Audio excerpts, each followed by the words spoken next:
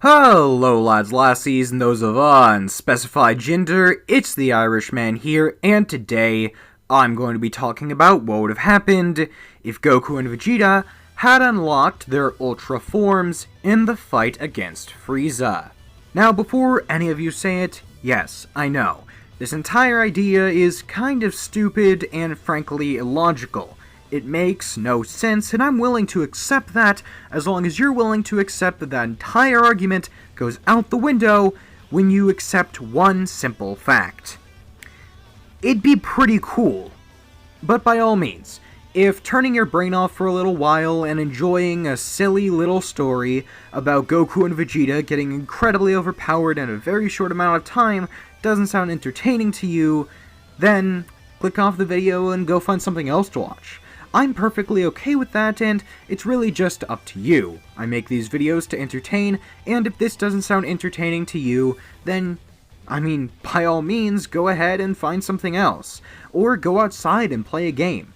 I make these videos so people have something fun to do to waste some time, and it's a fun little waste of time for me to do it as well. Now, whatever you choose to do is completely up to you, and as long as you enjoy doing it, that's completely fine with me. Now, without further ado, let's get into the story of this what if. Now, how are we supposed to actually have this what if happen? Well, we have to get into fanfiction territory. And I know, those words pain me just as much as they pain you, but to make this what if happen, we're going to have to cut some corners, and sadly we are going to have to get a bit fanficky with it. We're just going to ignore that. Moving on, Goku would be charging the Spirit Bomb. He'd be gathering energy from all around the universe, when suddenly he would lose focus for only a split second. But in that split second, the Spirit Bomb would begin to warp. He would have lost control, and the Spirit Bomb would begin to take its own form. It's still a ball, but it would begin to do stuff Goku wouldn't have intended for it to do. It would start absorbing other stuff than just regular ki. Godly essence, as well as the fabric of reality itself, is being absorbed and sucked into this massive ball of energy. Eventually, Goku would actually be prepared enough to send the ball at Frieza, hoping to kill him, but as Goku goes to launch the attack, the Spirit Bomb would explode into fragments of stardust as the energy begins to scatter. Some of it would go into Goku, some of it would go into Vegeta's lifeless body, and some of it would go into Frieza. The power of the ball has different effects on each of the three. Vegeta would be reanimated in a new, godly form. In fact, it's a form he almost remembers, but not exactly. It's familiar but distant, but it's oh so powerful. He has achieved the power of a destroyer god, without being one and without even having the necessary training.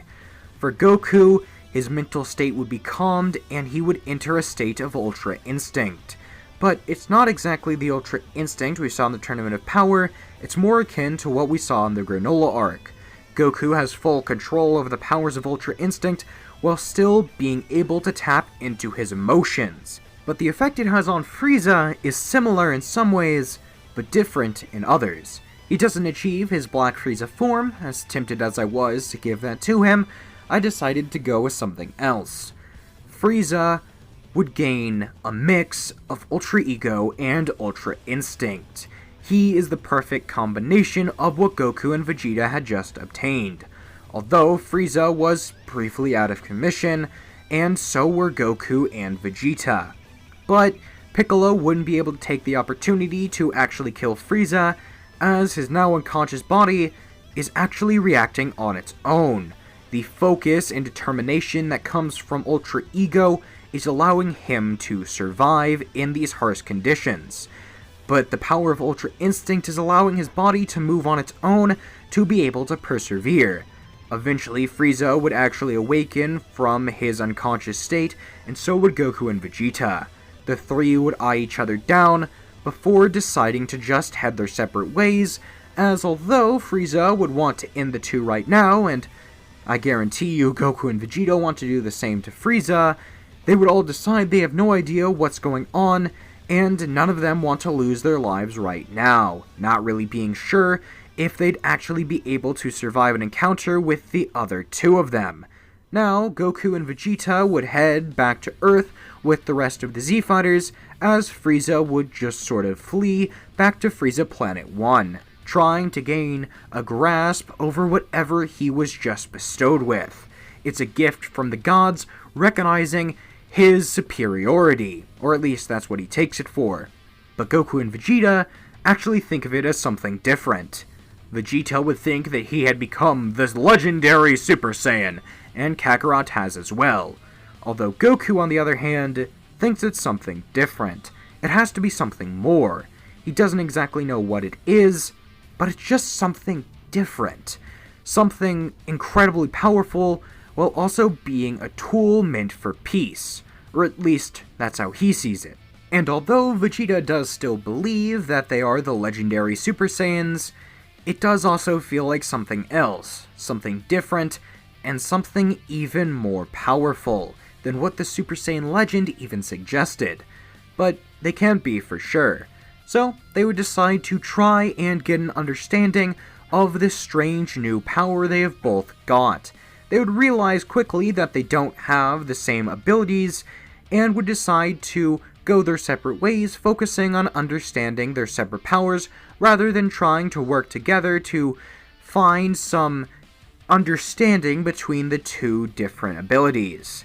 Now, Goku would realize that his fighting style has changed with the power-up, and Vegeta would realize that he's basically just a lot stronger now. There's not really a huge change to anything else. About a year and a half would pass since the Namek Saga took place, and Goku and Vegeta unlock these separate new abilities. Trunks would arrive in the past to try and warn of a future threat and Goku's heart virus, and when he does, he would be confronted by King Cold. King Cold on his own. After Frieza obtained this insane new power, he started training. Not super intensely, but he wanted to make sure he was able to fully accept the gift he was given by the gods, as well as wanting to make sure that he remains the superior being in the universe. Goku and Vegeta attain some similar powers to what he was given, and he wants to make sure he will always be ahead of those two monkeys. But although Frieza now sees himself as the best thing to ever be made and even better, he still doesn't want to go to Earth and kill off those apes just yet, as he believes that it would, 1, be a pointless endeavor that could risk his life, and 2, not actually amount to much of anything. It's not like going to Earth and killing those two would actually help him any, other than proving his strength. And although Frieza does have an ego, his wouldn't actually be the driving force here. It would be balanced out by his Ultra Instinct. So, now Frieza will just decide to bide his time. If the Saiyans ever come after him, he will show them what for. But for now, he is going to actually leave them to their own devices, while he is left to his. But how does all of this affect King Cold? And why is he on Earth? Well, it's because Frieza would have decided to reject his father, in the sense that he would abandon him out in the Space Goonies, leaving him for dead and telling him that he's not going to dirty his own hands killing off his father, no. Instead, Frieza is just going to leave him here to die and suffer in his own filth. That shows father for always thinking of me as the lesser one while he was the superior being. That would be Frieza's thought process as he leaves his father to, I don't know, get picked apart by vultures. Frieza doesn't spend a lot of time out in the space boonies, so he doesn't really know what goes on out there, but it's probably bad. So now King Cold was able to find a way to hijack a ship and actually get to Earth, where the place where the Super Saiyan was residing. That way he could instill the help of the Super Saiyan to kill his son. Now, as you might remember, this is actually a pretty similar path to what I took in What If Frieza Was Born with God Ki. That's because I think the same thing would happen here. If Frieza gets a large amount of power, he will outlaw his resentful father and find a way to either dispose of him himself or leave him out for dead in some random place. In both my What If Frieza Had God Ki What If and this one, I'm going to say he goes with the latter, not wanting to dirty his own hands. So now King Cold is left out in the middle of the slums to waste away, but like I said, he would find his way to Earth. Now, in contrast to my what if about Frieza being born with God Ki, we are going to say that nobody decides to help King Cold. He would never meet up with Vegeta, so King Cold would never get any help.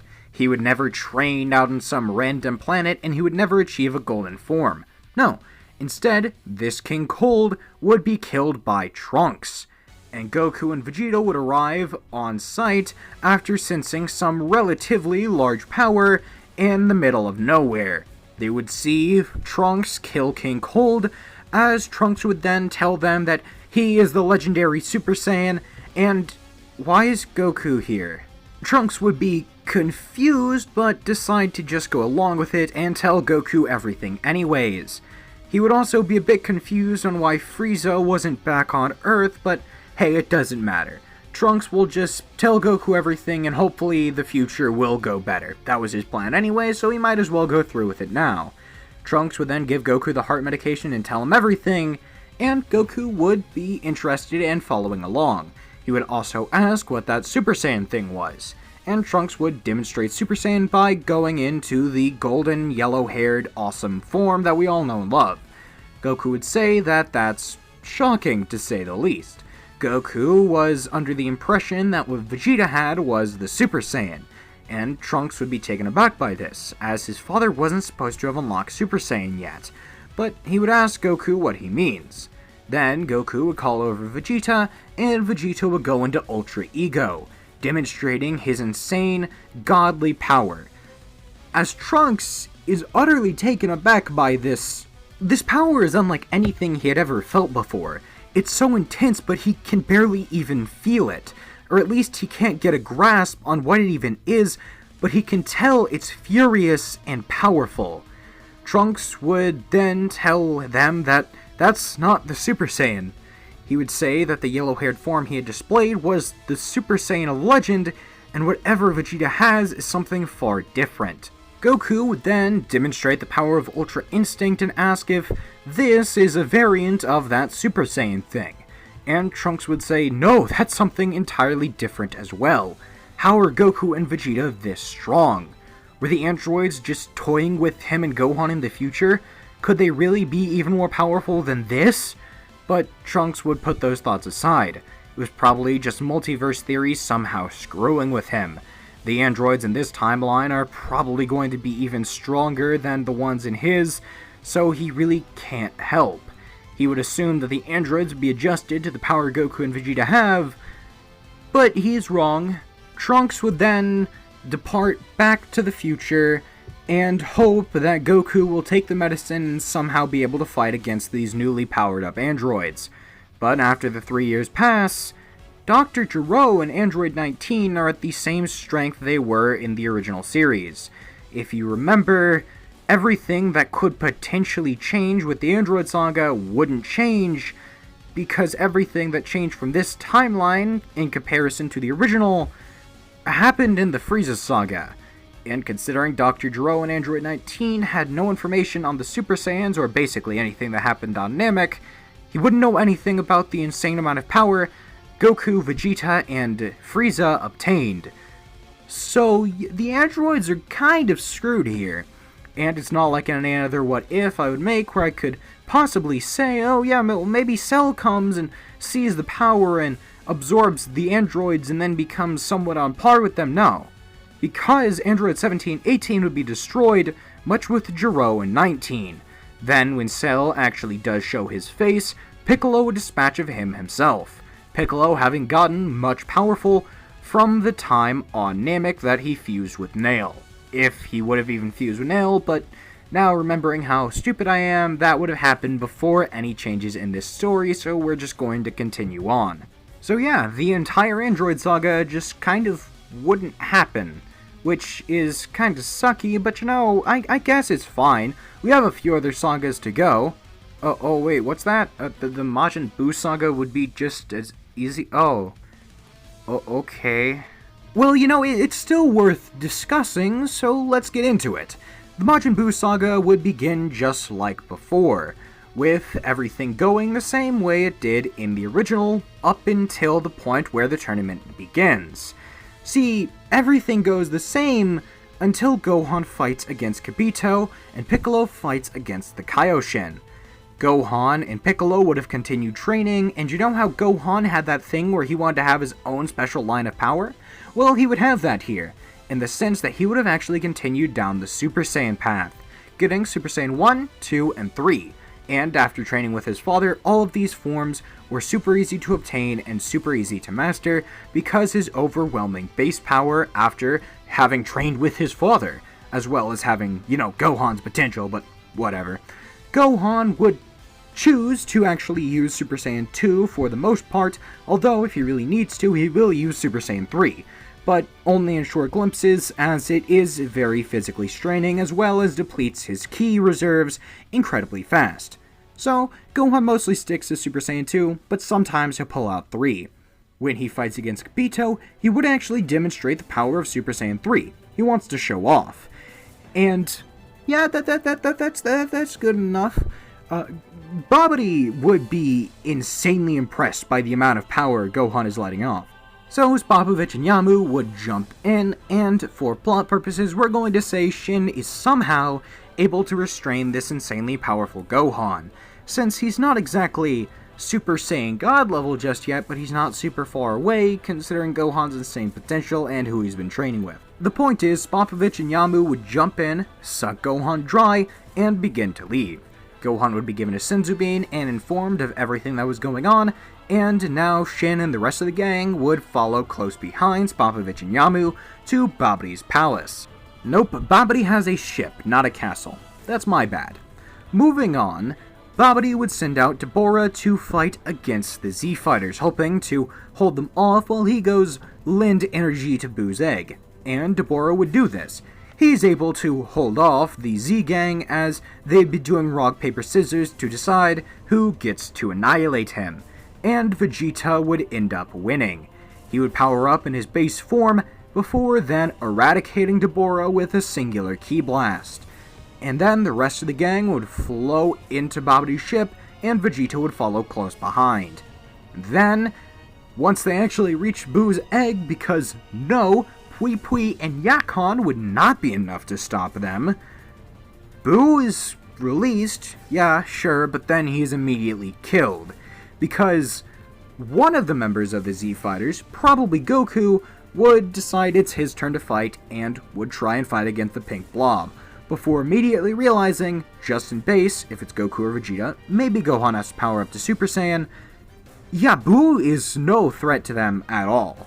So, sadly, yes, the Buu saga is over. Majin Buu is defeated, Babidi is killed. What did you expect? Now, moving on to the God of Destruction Beerus saga, the first place where this story actually gets quite interesting. Let me set the stage. Bulma's birthday party is taking place on a cruise ship. Everybody is ready, festivities are being held, a bingo tournament is being set up. Everybody is having a good time, eating delicious foods, playing games, hanging out, drinking wine. It's amazing.